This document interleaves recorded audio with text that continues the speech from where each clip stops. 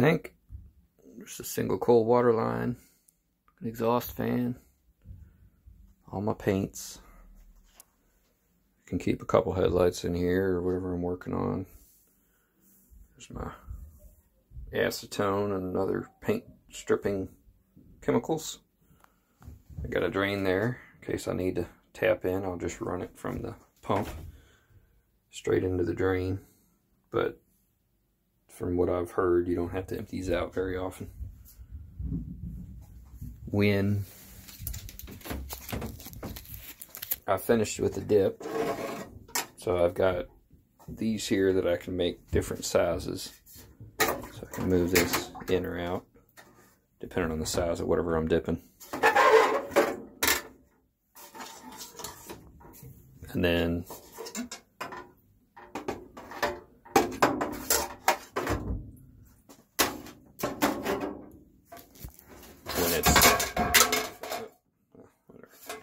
when I'm done with the dip, I can just plug this in. Those jets will push all of the leftover dip to the side, and I can actually just scoop it out with a fishnet, which is the only thing I have left to buy. And all I gotta do, unplug it. There it is.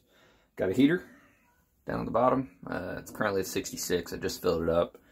I think ideal is like 80, 85 degrees, so that'll be soon.